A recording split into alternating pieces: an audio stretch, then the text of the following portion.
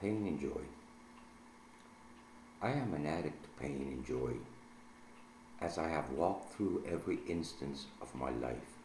It has been full of pain and joy. Why should one's soul feel this way when there has been so much joy in the journey? So much pain and effort while moving ahead.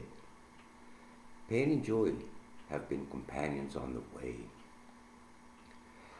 Joy has been enforced as the soul has learned and appreciated what the road has shown. The privilege of being able to feel the air and wind caressing my skin, the love for those that brought me to the path. Seeing as time passes by the glory of the surroundings and sharing it with my companions. Siblings that have walked and run with my being have felt the strength of brotherhood. The feel of belonging together while we share the same frequencies in our journey. Childhood embracing us with love, laughter, adventures, and caring for each other. We as young as a newborn wind, trying to embrace all, understanding all that meets us in this winding continuity. Lesson learns about how we belong with each other, united by the purest feelings that travelers can have. Feeling as high as true love, unity, understanding, but most of all, gratitude for having moved along the way together. Our souls have been united and melted together in our companionship. A painful fog reaches our journey as four forks are presented in our destiny, our siblings having to pick one independently of the rest.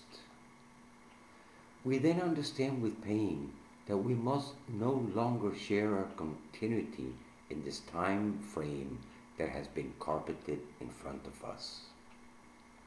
A great pain reached me as each one of us started to follow the destiny shown to our eyes.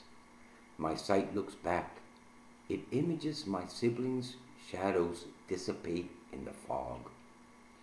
Memories rise within as I walk the lonely winding trail before me. Memories of all the pleasant seconds that we shared, of all the understandings and forgiveness we had amongst us. The joy reaches in as I learned that we had love while we traveled together. Pains has to be felt so one can recognize the absence, in this case, the loss of our companions. As I floated with the fog, my thoughts embraced my heart because I learned about caring for others. Fear reached my inner me because of loneliness encountered on my way. Memories of a time together trenched my thirsty heart. The joy reached me again, as I knew our paths will meet again. A surprising sense of unknowingness reached my being as the fog dissipated. I found my soul plunging into a river made of others' footsteps. Never had a painful moment been so dense. I started to see my context and finding out that all of these trails were being melted together in a metal pot. So many different origins that brought all of them together, knowing that each is unique and so unlike. Confusion that misled me while trying to blend in. What a painful experience. Then as my mind learned to travel with this huge flow of sensations, I found my love and we started to project our own possible exit out of this river of beings. With love on our side, the exit was shown on the way. Our vessel called love just exited to create a new winding road. This new walkable stone road that made us move with slow steps embraced each tiny moment in our deepest thoughts, in our warmest part of our hearts. In our journey, we combined and united. Along the way, our dreams were fortified. We complemented our desires. We learned how to cherish. We embraced how two complete strangers could create their own destiny. But as all roads lead to other roads, we found our harmonious path being disrupted by the need of matter. Painfully as one travels, there's a need of things that can feed our body, clothe our souls, and try to make the journey easier. We had to leave our trail and reunite with a river called life. This new crossing point, where everyone's journeys combines into what we all call society. This river has the strength of waterfalls, undertows, unseen currents that makes us forget our origins. Remembering all of our desires, dreams, and plans that we looked for and lived for, they were conceived while we traveled in those winding paths that we walked on before. I found myself swimming as others wanted me to. I had put all of my efforts in keeping the river running. Not my river, my water haven is somewhere else. Now I sit at the bay watching the flows of life, trying to make sense of it all. I can only dream of the serenity I had before I reached the river of life. As we all come from different origins, with different dreams, different destinies to reach, they all have so many different unique endings. Logic tells us that one has to make his own current in order to keep the flow. This river has drowned so many because it is made up of dreams and desires made by others. Those that do not share the same foresight are forced to flow along, and then they may lose their destiny. Pain reaches the soul as it is forced to flow in a river conceived by others. As I have been misled by the river of life, I now recall that I have been placed here to fulfill my own destiny. Society as is today is conceived in a way where it forces all to fulfill its goals so it can survive.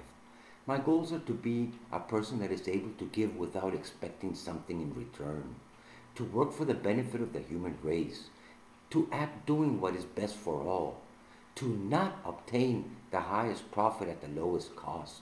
This cost is always people. If something is needed, to be able to make it most possibly eternal and not programmed to last little so others can reobtain it over and over. This over and over principle is part of the goals of the actual society that only looks for eternal profiting.